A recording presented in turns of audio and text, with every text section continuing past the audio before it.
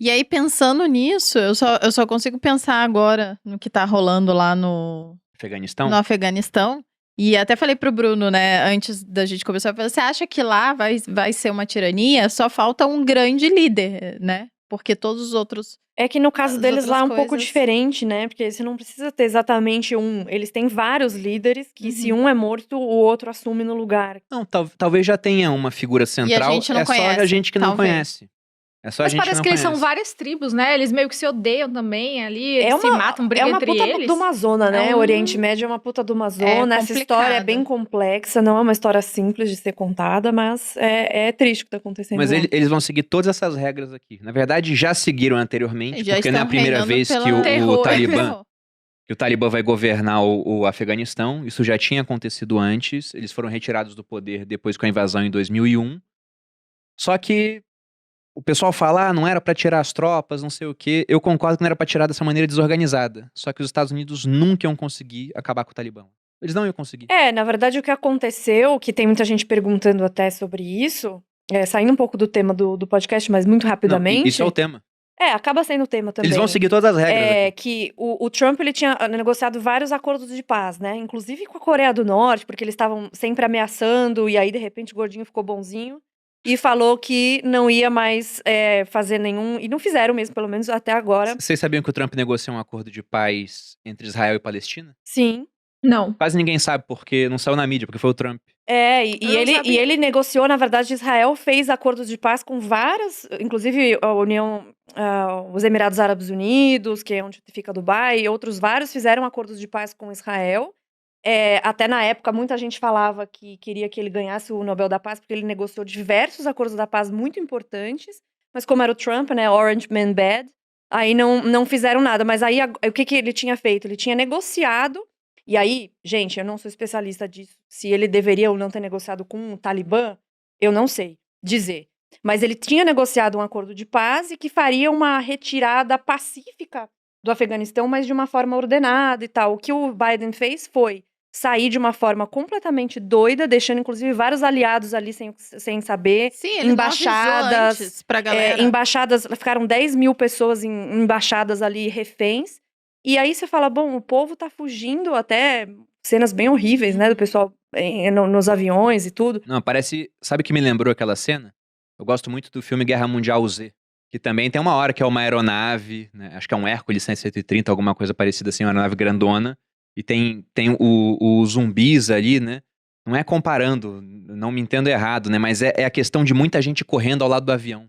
O desespero dessas o pessoas. Nossa, essa cena do avião Mas desesperado. a minha pergunta pra você é a seguinte, porque quando a gente fala de geopolítica, assim, as coisas são bem complexas. E o grande problema do Talibã é que não é uma tirania, nenhuma tirania boa, né? Nenhuma tirania justificável, nenhuma tirania você deveria aceitar.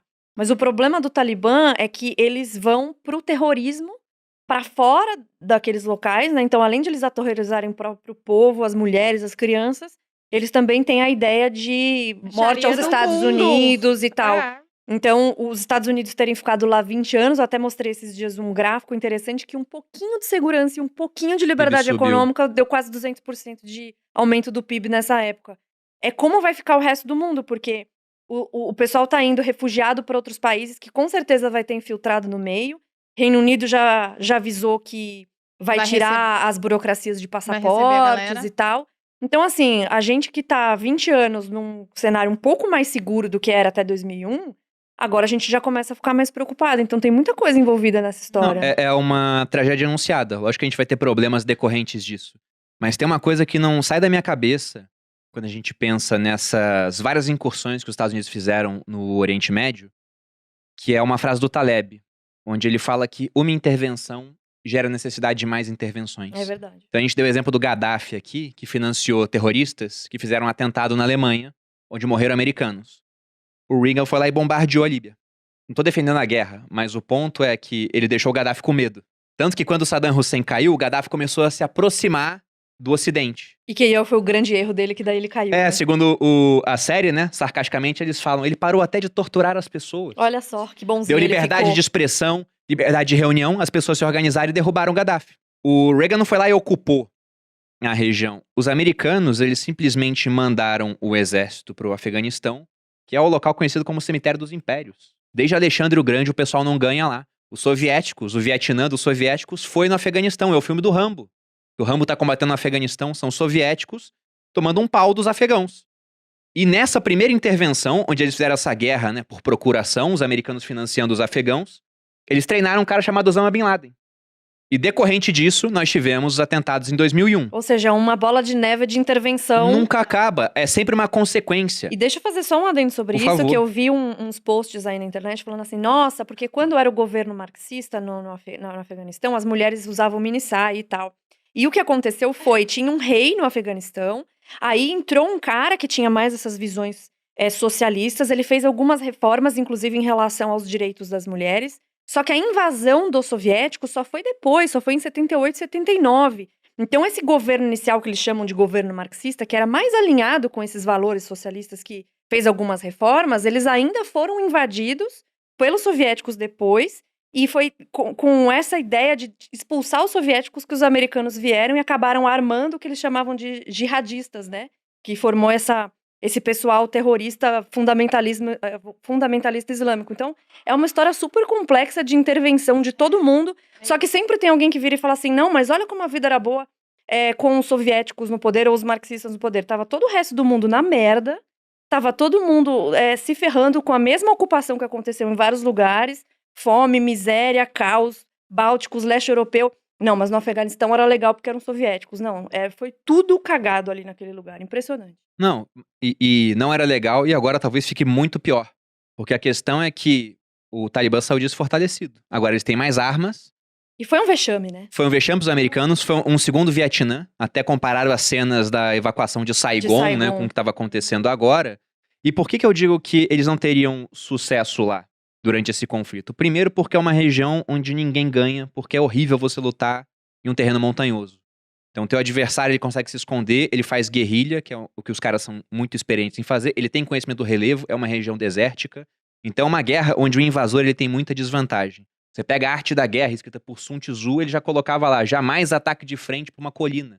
Porque desde aquela época, o cara que defende na região alta, ele tá em vantagem, pô. Ele tá em vantagem.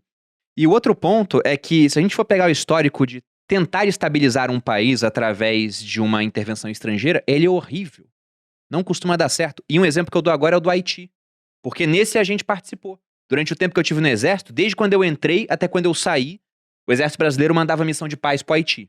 Durou de 2004 a 2017. 13 anos de intervenção no Haiti, feitos pela ONU e comandados pelo Brasil, para estabilizar o país. Saiu em 2017. Comandado pelo Brasil para estabilizar o país. Já tá errado aí, desculpa. Mas o resultado foi interessante, só que acabou faz 4 anos. O que aconteceu agora? O que aconteceu no Haiti esse ano? Julho, dia 7 de julho. Mataram o presidente Jovenel Moïse na casa dele. E a gente tá falando do Haiti, o Haiti tem uma guerrilha interna, né, tráfico de drogas, mas não tem um Talibã lá dentro. E mesmo assim, você não consegue estabilizar o país. Agora, imagina um país muito maior, desértico, montanhoso, com um pessoal muito mais interessado em tomar o poder. Extremista num nível assim, tipo, a gente tá pronto pra morrer por essa guerra, né? Porque uma coisa é o cara querer tomar o poder e ninguém quer morrer de nenhum lado. Agora, esses caras, você pega 100, 200, 500 mil e eles estão prontos pra se explodirem em qualquer lugar. É uma guerra muito complicada. É muito complicado. E com certeza o Talibã vai fazer lá a mesma coisa que o Gaddafi fez, que é o item 5, que é o cria uma nova sociedade. Porque já tem imagem deles tirando lá, né? Imagem de mulher de outdoor, não vai poder estudar. Teve aquela então vai mudar pra caramba. Da repórter da CNN, vocês viram? Eu vi. Que um dia ela tava dando entrevista normalmente, vestida normal. Normalmente, como qualquer pessoa. E no dia seguinte ela já tava coberta, o rosto não, mas estava toda coberta e de preto, né? Que tem que ser de preto. Então e assim, muitos homens fugiram e deixaram as mulheres e as crianças. E elas estão sendo vendidas e negociadas para serem mulheres de combatentes. Então, assim, é um negócio muito triste. E, assim, depois a gente vai ver os movimentos coletivistas, feministas, principalmente, não se incomodam muito com isso, aparentemente. Até a Marcha das Mulheres nos Estados Unidos foi comandada durante bastante tempo por uma mulher chamada Linda Sarsour. que é de origem palestina e que fala abertamente que ela queria a imposição da Sharia nos Estados Unidos. O que não faz sentido algum. Nenhum. E ela vai pra lá pra ter liberdade de expressão e aí fala, não, a Sharia é muito boa porque não tem lei de usura, por exemplo. Ou por que vocês querem dirigir vocês mulheres se lá tem maternidade, aquela lei de licença maternidade paga por 12 meses, uma coisa assim. Então, esses valores também, eu volto a dizer, como tá tudo interligado com a nossa história atual. A gente fala assim, nossa, isso tá muito distante, a tirania do Hitler, uma coisa nada a ver, que nunca mais vai acontecer, a tirania do Stalin. Cara, tá muito mais próximo do que a gente imagina.